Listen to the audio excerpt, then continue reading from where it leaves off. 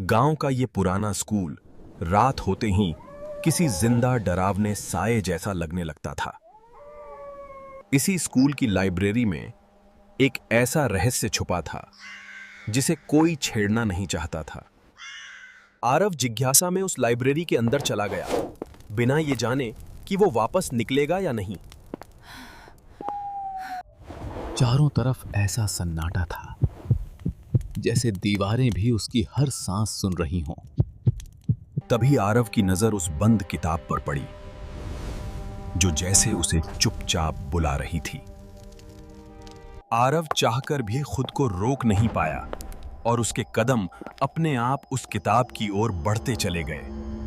अचानक उसके कानों में फुसफुसाहट गूंजी, जैसे कोई उसे नाम लेकर बुला रहा हो। अंधेरे के बीच से लाइब्रेरी का भूतिया रखवाला धीरे धीरे सामने आ गया। वो बिना बोले चेतावनी दे रहा था, लेकिन आरव की नजरें किताब से हट ही नहीं रही थीं। जैसे ही आरव पास पहुंचा, किताब बुरी तरह कांपने लगी, मानो जाग चुकी हो। तेज आवाज के साथ किताब की जंजीरें टूट गईं और अंधेरा बाहर फैलने लगा। किताब पूरी तरह खुल चुकी थी और उसके अंदर से चीखें निकल रही थीं।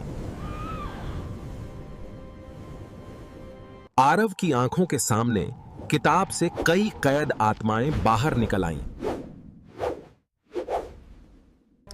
एक आत्मा ने कांपती आवाज में कहा कि इस किताब को पढ़ने वाला कभी बाहर नहीं जाता। लाइब्रेरियन की गूंजती आवाज आई कि यह किताब आत्माओं की कुर्बानी से चलती है। अचानक पूरी लाइब्रेरी बंद हो गई, जैसे उसने आरव को हमेशा के लिए कैद कर लिया हो। डर से पागल होकर आरव बाहर निकलने की कोशिश करने लगा, लेकिन रास्ता खत्म ही नहीं हो रहा था। शेल्फ्स धीरे धीरे पास आती गईं, मानो उसे निगल लेना चाहती।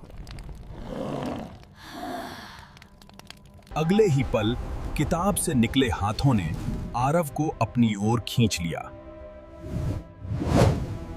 जब सब शांत हुआ, किताब फिर बंद थी और अब आरव भी उसका हिस्सा बन चुका था।